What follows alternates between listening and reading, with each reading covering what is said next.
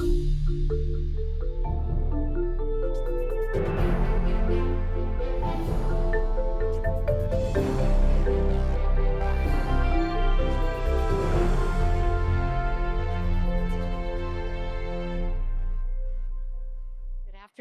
My name is Claire Miller, and on behalf of the Friends of the Johns Hopkins University Libraries, I'm delighted to welcome you to this month's Lunch with the Libraries. We are grateful for the partnership of our co-sponsors, the Johns Hopkins Office of Alumni Relations Lifelong Learning, for their support in making the Lunch with the Libraries possible. Formed in 1931, the Friends of the Johns Hopkins University Libraries is one of the oldest university library support groups in the United States. I'm not old. We provide the financial support and advocacy for the Sheridan Libraries and organize events like this one to bring members of the campus and the wider community to the libraries. The Friends include people like you, alumni, faculty, staff, students, parents, and community members. I encourage you to join us if you are not already a friend to help ensure that the libraries remain one of the university's strongest assets, the heart of the intellectual life at Hopkins. We are happy that so many people are joining us today for this virtual introduction to the exhibition Ethel's Place, celebrating Ethel Ennis, Baltimore's First Lady of Jazz, on view, George Peabody Library's exhibit hall. Following the presentation, I encourage you to ask questions of our speakers in the chat. We will do our best to respond to as many questions as we can in the time that is available. Thank you, Raynetta and Tonika, for joining us today. Hello, everyone. Welcome to Ethel's Place. I am Raynetta Wiggins-Jackson, and I'm here with my colleague, Tonika Berkley. And today we're going to be introducing you to the Ethel's Place exhibition, which shares the story of Ethel Ennis, Baltimore's great vocalist. But first, we want to share a little bit of her artistry.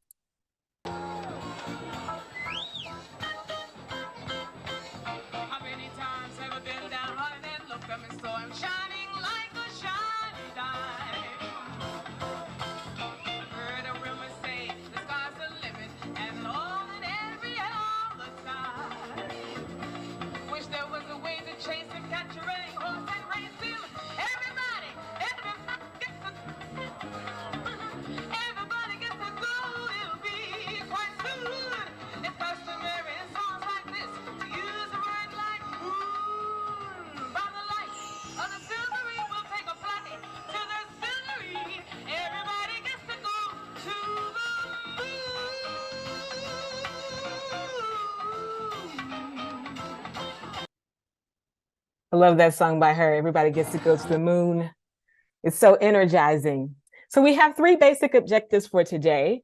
We're going to talk with you about the Ethel's Place exhibition, and then we're going to discuss the larger Ethel Ennis and Earl Arnett archival collection, which is housed in the special collections of Johns Hopkins Sheridan Libraries.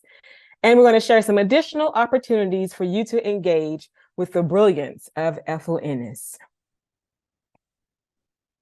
The Ethel's Place exhibition traces the life and career of acclaimed vocalist, Baltimore's First Lady of Jazz, Ethel Ennis. Although her talent would take her all over the nation and all over the world, she was fiercely dedicated to her home in Baltimore and crafted a career based here in the city. I had several goals in mind when beginning this project, but two were of the greatest importance. First, I wanted to explore her life in context as a Baltimore-based African-American performing artist.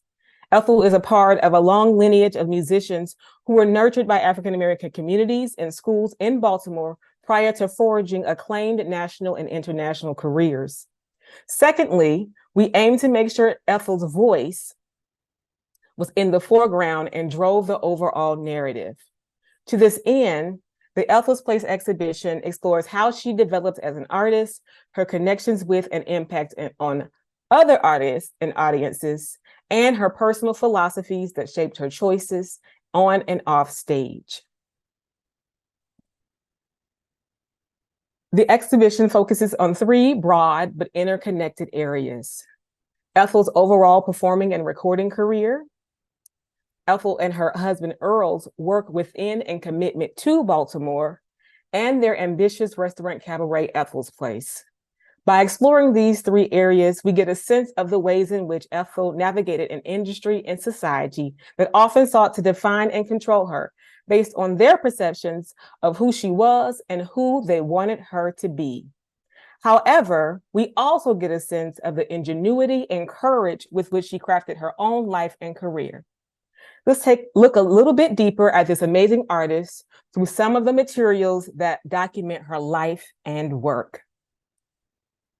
First, we'll begin with her career, but I'll start with a little bit of background. Ethel was born November 28, 1932, on the third floor of a row home in West Baltimore.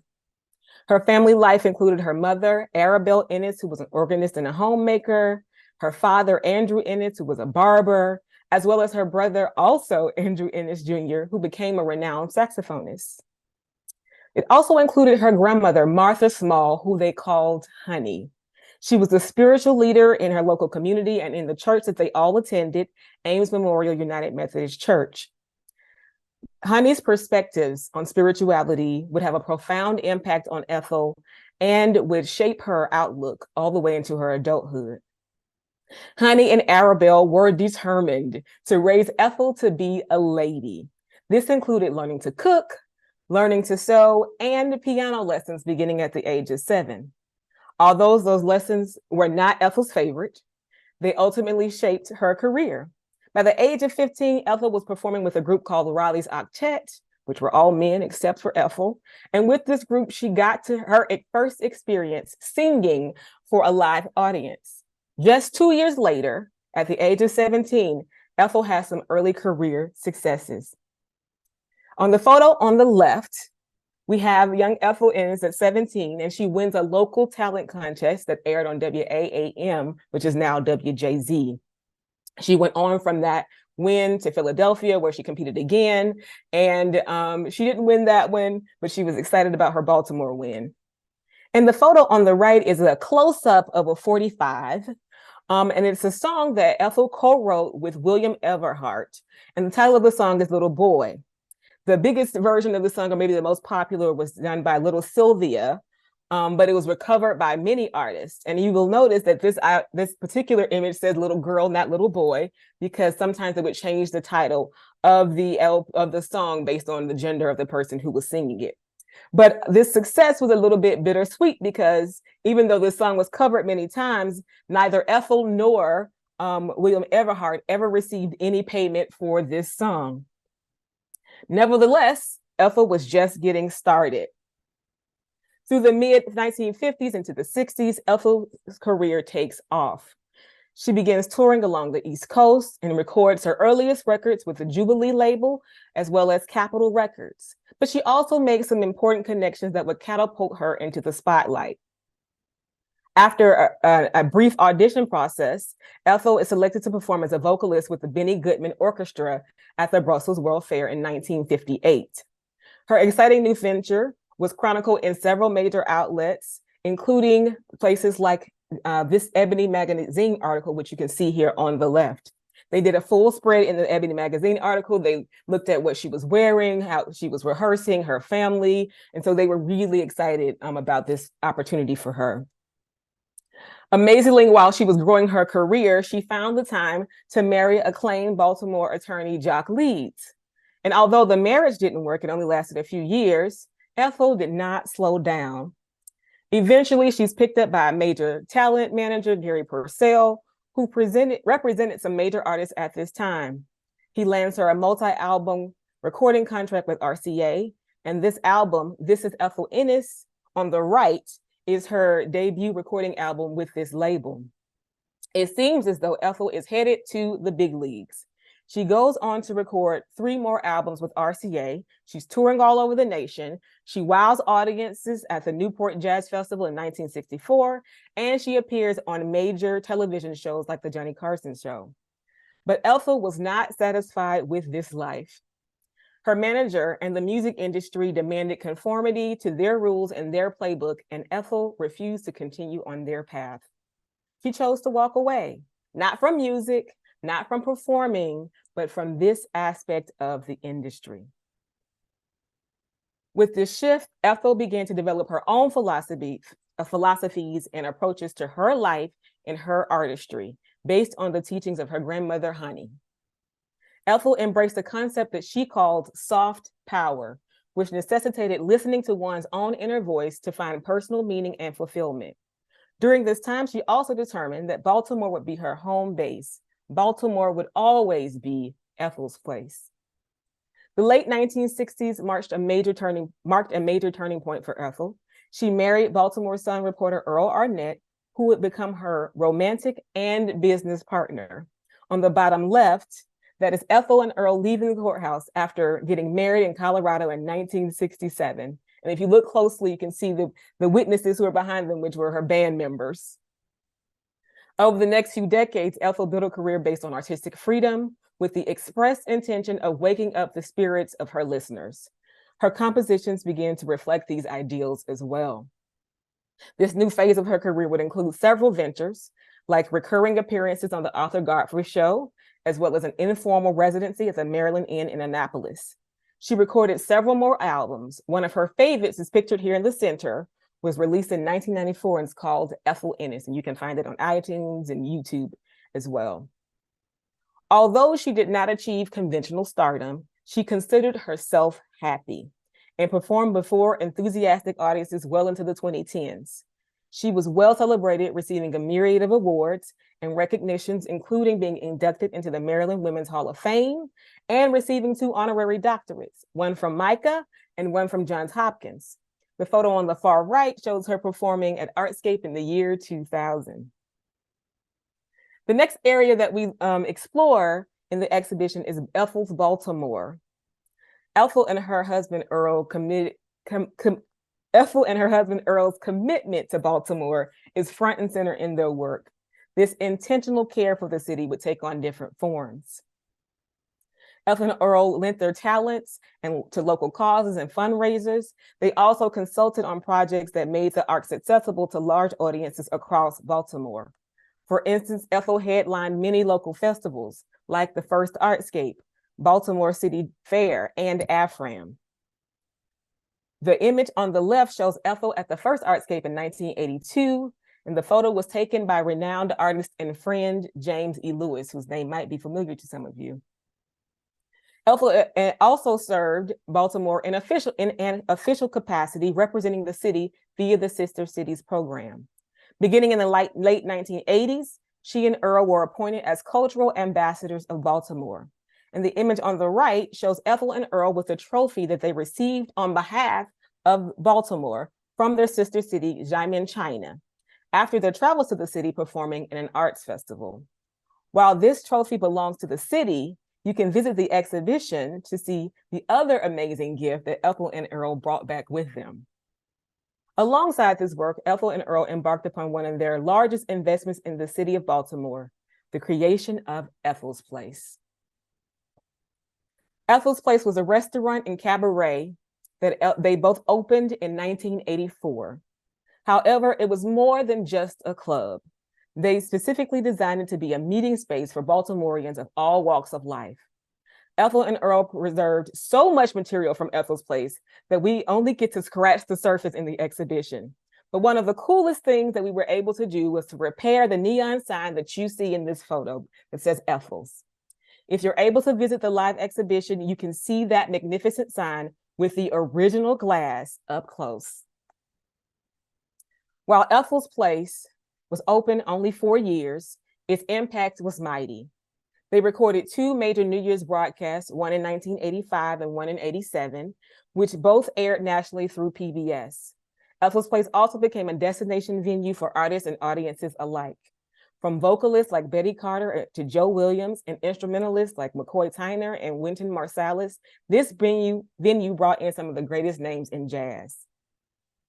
On the left of this particular slide, we have an image of Ethel with Dizzy Gillespie in Ethel's Place, either before or after a performance. In the middle of the slide, we have an original poster from Ethel's Place of Charlie Bird, who not only performed in the venue, but also worked with Ethel on several other occasions. And on the right is an ad that ran in Baltimore Magazine, aiming to draw in audiences with good food and good music. What I've shared so far is just a brief overview of Ethel's life and a small sample of what's on display in the exhibition. Ethel left an incredible legacy from which we can glean a myriad of treasures. Through studying her work and the collection, we can expand our perspectives about jazz in Baltimore in the mid to late 20th century, as well as trace the ways in which networks of artists, political entities, and arts organizations have intersected in our city. Ethel also leaves us with a powerful lesson on creating a meaningful life with courage and conviction. I will now turn it over to Tonika to share more about the expansive Ennis Arnett collection. Greetings, everyone. Thank you, Raynetta. So I'm going to discuss the Ennis Arnett Legacy Archival Collection, which is comprised of the Ethel Ennis and Earl Arnett papers at Johns Hopkins University Sheridan Libraries.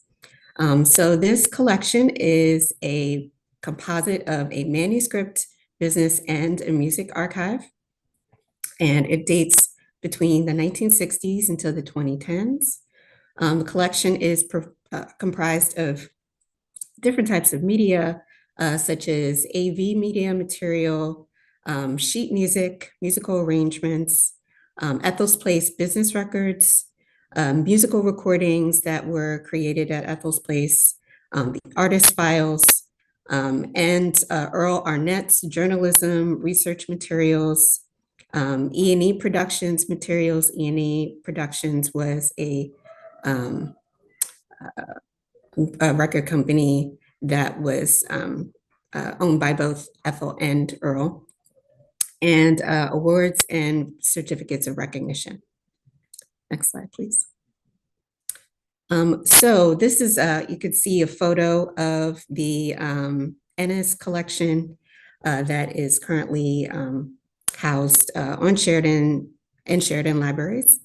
The first acquisition that you see here is comprised of about 95 boxes. And the second acquisition that we just received in spring of 2023 has about 14. The original deed acquisition was donated through deed of gift in 2018 by Ethel and Earl as well. And the collection will be kind of broken down into 3 series. The Ethel Ennis musical recordings and personal papers is series 1. Series 2 will be the Ennis Arnett business records. And series 3 will be the Earl Arnett research and personal papers. Next slide, please.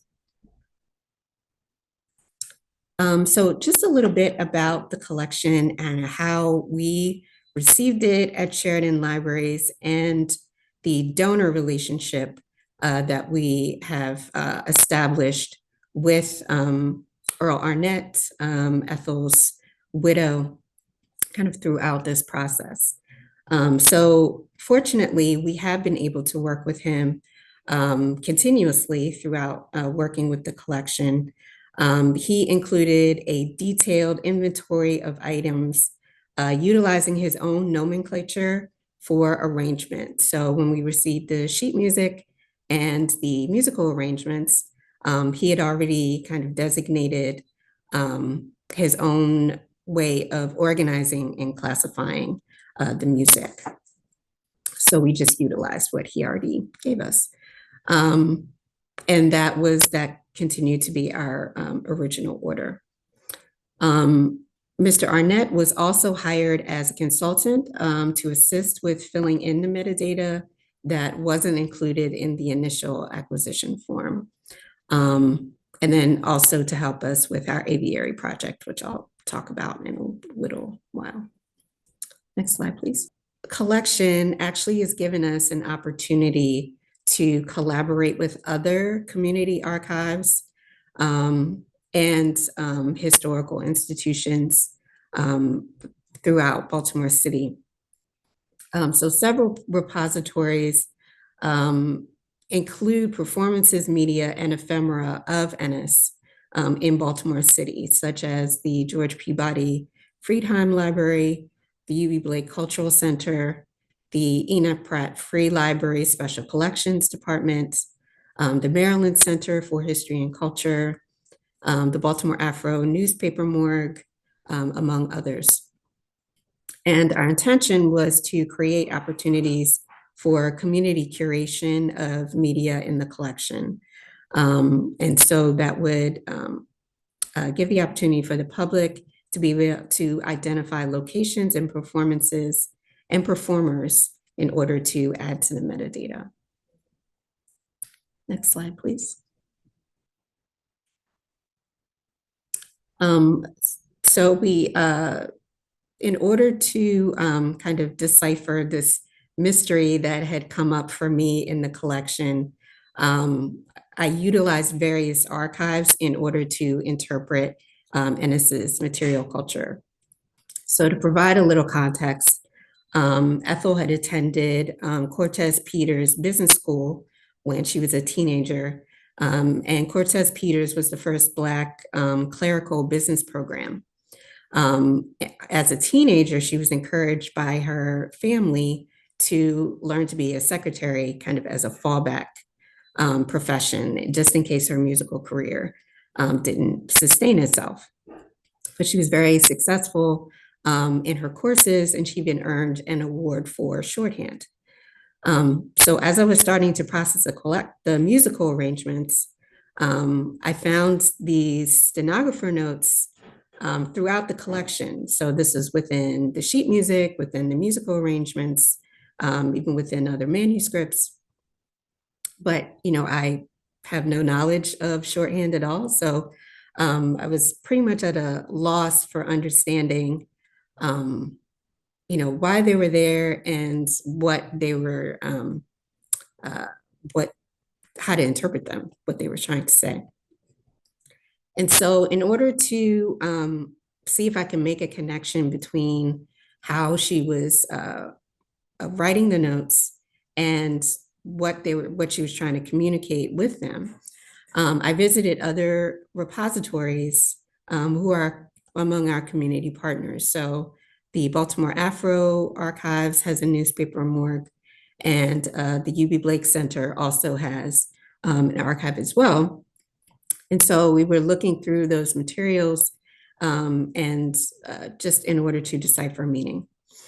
And fortunately, once I was doing some work at the Baltimore Afro newspaper, I did find a few articles, and the photo that you see kind of in the middle there actually shows Ethel composing and referring to her stenographer notes as well. So that actually helped me to fill out the function of the notes and then allowed for proper classification within the collection. So she would use those notes in order to remember her lyrics or, you know, certain phrasings of terms as she was performing. Next slide, please. Another opportunity that we had for being able to share the digitized audio and video media that are in the collection was to share a space on the aviary collection, which is run by the George Peabody Library. So now we have an Ethel Ennis collection on aviary. And Aviary is a web platform that is created for displaying audiovisual content, and it allows for controlled access to those audiovisual files. And we have a selection of 33 audio and video files that represent the retrospective of her career, interviews, other unreleased recordings, advertisements, rare recordings, and live performances, like you saw at the beginning of this presentation. And we've launched our aviary platform in October. So we'll be dropping a link to that in the chat. So feel free to open it up and explore what we have there. Next slide, please. So I'm going to talk a bit about our different ways that the collection is being activated through artists and through performances. So one of our fellows that we have through the TAB Center, our Public Humanities Fellow, her name is Nicoletta de la Brown, and she will be creating an installation in the George Peabody Library entitled Belonging: Unveiling the Imprints of Black Women Hidden in Plain Sight. And her fellowship explores and responds to special collections materials, especially collections focused on Black women, like the Ennis Arnett archives, through video artwork, self-portrait photography, and site-specific performance art. Next week, starting November 14th, she will activate the George Peabody Library through her installation and performance art, celebrating and honoring Black women hidden in plain sight. And while utilizing the Ennis Arnett collection, she utilized photos, ephemera, to inform artistic interpretation for her installation. So her installation will stand in conversation with the Ethel's Place exhibition at George Peabody Library. And we'll turn it over to Raynetta, where she will talk about future programming events. So where is the music? We are so excited with this particular production because, like so many African-American musical expressions, jazz often resonates differently, I might say better, differently when experienced live. And so we are programming a series of events that celebrate Ethel Ennis and feature performances of her work. So this includes both unique arrangements and songs that she composed. The work is being accomplished through several meaningful partnerships. One of those partnerships is with performance curator Raynetta Ali, who was a professional vocalist, a tap dancer, and a member of Peabody's faculty. She's engaging with artists, local artists, and audiences, and she's done it in her career throughout and creating contemporary Baltimore jazz. And she's helping us to shape the musical experiences in ways that are meaningful. We're also partnering with vocalist extraordinaire, and if you were at the opening, you saw it, Raynetta Wade, who is a member of Peabody faculty as well. I don't know if I said that. Renee is a member of Peabody faculty, and so is Raynetta Wade. And Raynetta is using archival footage and charts to interpret Ethel's music. And this is an ongoing process that we're involved in. We're also partnering with the Peabody Jazz Department, if you haven't seen a theme yet. And so there are students who are serving as the band for each one of the performances. And so the next performance, this is your time, is the Ethel Ennis Birthday Bash. So it's Wednesday, November 29th, 2023 at the Keystone Corner, Baltimore. And there should be a link coming in the chat. So this event will be multi-generational. It's celebrating Ethel Ennis and the launch of Earl Arnett's memoir titled A Jazz Romance. And so you'll be able to pick up a copy there. The event features Raynetta Wade and the Peabody Jazz Ensemble. It features Cyrus Chestnut. It features Raynetta Ali and the Baltimore School of the Arts Jazz Ensemble. So there's a little bit of something for all ages. And we're very excited. We hope you can check out the link and get some tickets. The time is 7 o'clock, not 7:30. So to prepare you for the upcoming performance, we're going to close with one more teaser of Ethel Ennis performing Open Your Eyes, You Can Fly.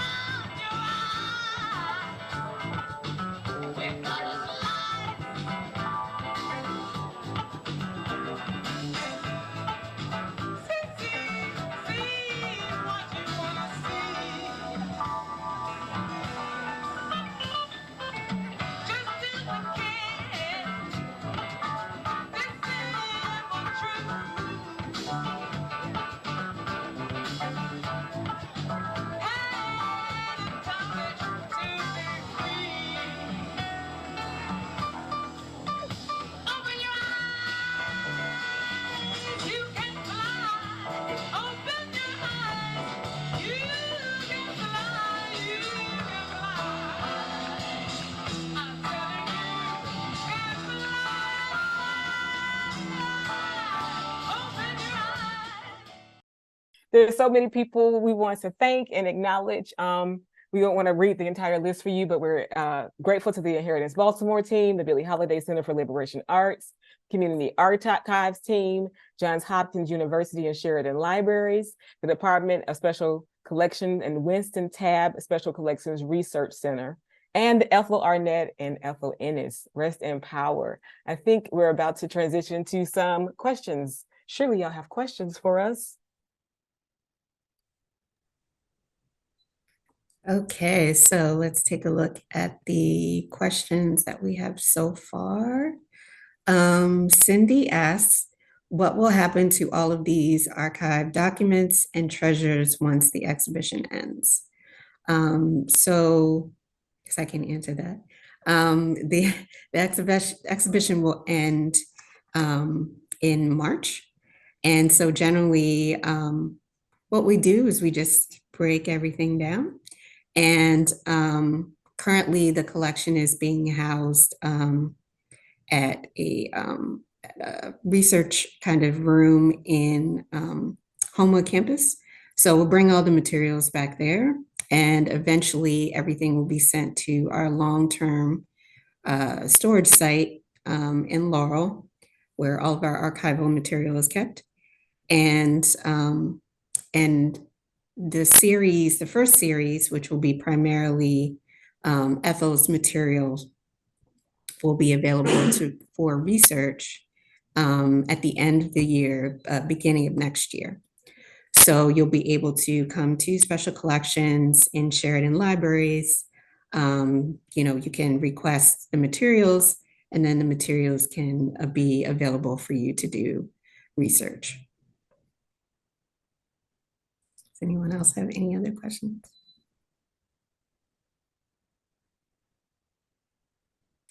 Okay, we have a question from Allison.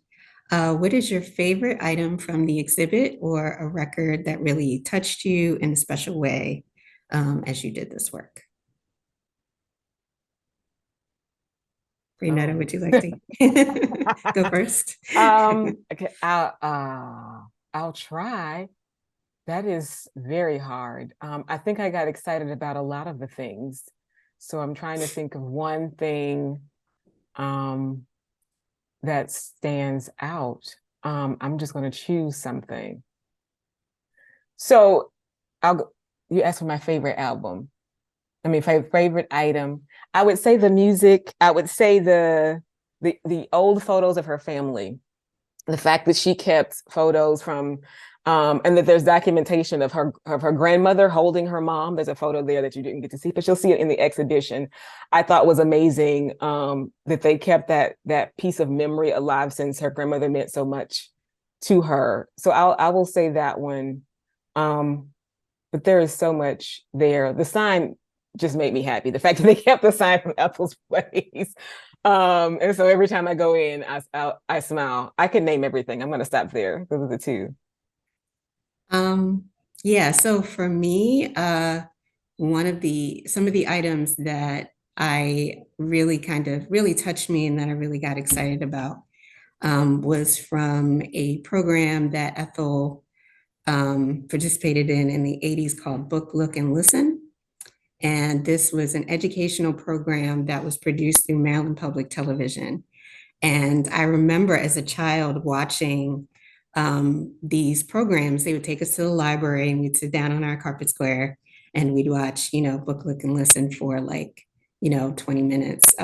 So when I came across that, video, we actually have it on our aviary site.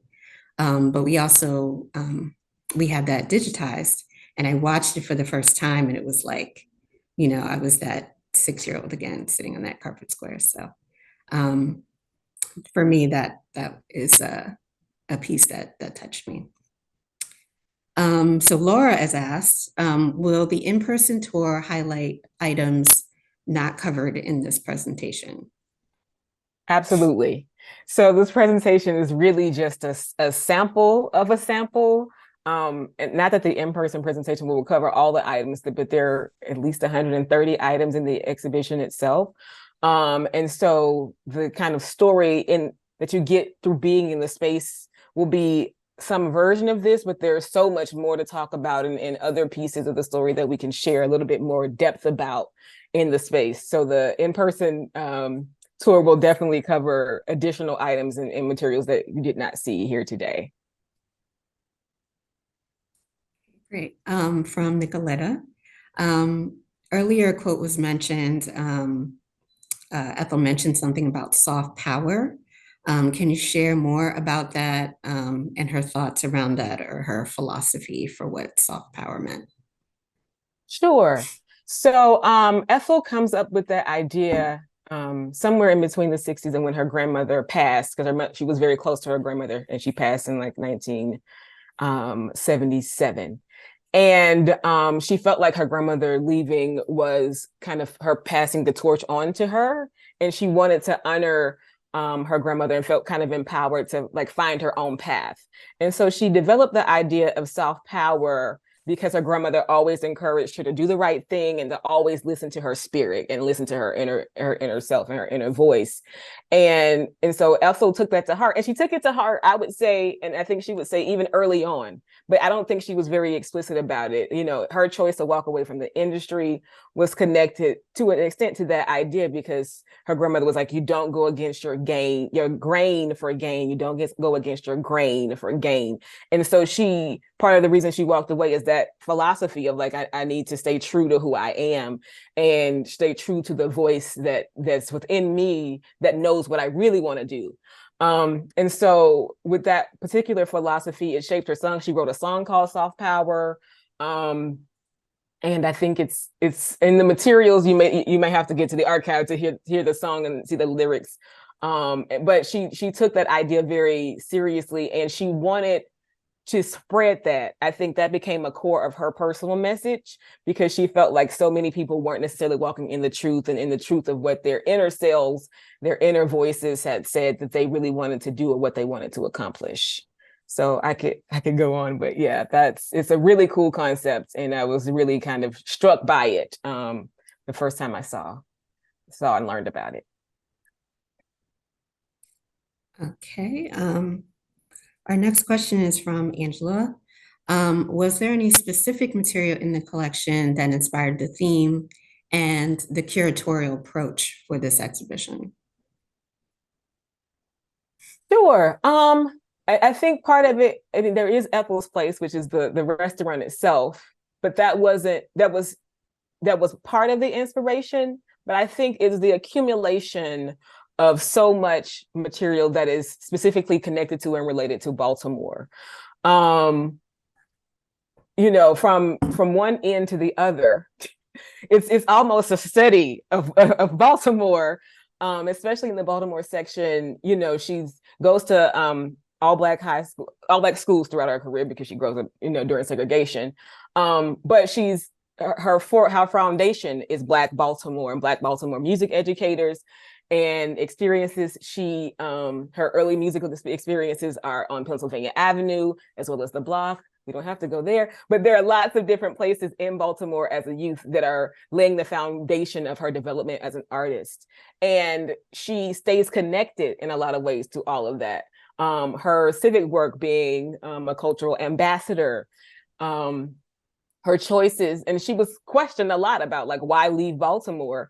And her answer was, why should I leave Baltimore? I'm strong enough to grow where I'm planted. So she was really dedicated to the city, and the collection is so representative of years of life and work in the city that kind of like pushed the idea that Baltimore is Ethel's place. And so beyond the restaurant, Baltimore was Ethel's place. As far as like the visual and kind of the concept, you know, the nightclub did kind of shape, you know, an approach, because that's where she did a lot of her work. She didn't consider herself a nightclub person, but that was like her office. That's where she did a lot of her work. And because she had done the cabaret, we wanted to honor what her and Earl were trying to accomplish. And so we made some choices, not dramatic. We didn't get the disco ball I wanted, but we made some choices around how we wanted to present the material in a way that was familiar and that kind of lent itself to a nightclub experience of sorts. So I hope that answered the question. She's very Baltimore. Okay, and then last question from Xavier. How does the essence of a person, a collection focuses on, how can that have an effect on how you archive or curate? I'll let you go first. I guess either one of us can, yeah. So I think for myself, this is a different kind of collection for me to work on because of the fact that it's a manuscript collection, but it's also a musical archive as well. And so because of the fact that it's a musical archive, we're really fortunate because we have people on our team who do have backgrounds in art and music. And so they were able to bring their expertise into working with the collection. So like I've been a fan of jazz since I was an early teenager. So I was able to bring that perspective to the archival work. Sam Besson, who is our Levy sheet music curator, he was able to bring his musicianship to working with processing the musical arrangements. And then we have other people such as Xavier, who's a musician and DJ. So people were able to bring their artistic kind of gifts to working with the collection, which I think made it a really unique opportunity to be able to do that. Did you want to add? Oh, I guess I'll add a little. The essence of a person affects how you curate. I think it is, for me, it was about making decisions that seemed right for who that person seemed to express themselves to be through their words. I watched several interviews with her, where Ethel was being interviewed. And so one thing that was important to me is that the exhibition didn't feel stuffy, because Ethel was not a stuffy person. She had just the kinds of hilarious things that are in the collection. It was clear that she had a sense of humor. One of the songs that she did a lot was about celebrating life. And so is that I wanted to make sure kind of came through the curation process, because those things were important to her. And so how do we make sure we celebrate her life in a way that would have been at least hopefully meaningful to her? So that's I would say how the essence of a person in the collection shows up for the curation process. But it seems like we have sadly run out of time for questions. And so I want to thank everyone again for your questions and for joining us today. A follow-up email will be shared with you, and that will include a recording of the program and a link to a schedule of upcoming virtual and in-person events on events.jhu.edu. And don't forget, if you are local to Baltimore, join us for a tour of the exhibition on Wednesday, December 6th at 10 a.m. at the Peabody Library. Email libraryfriends@jh.edu to reserve your spot.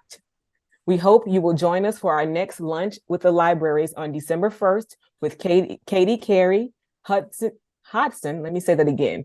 December 1st with Katie Carey, Hodson Curator of the University Archives. You can register for upcoming programs at events.jhu.edu. Thank you again, and I hope you enjoy a wonderful weekend.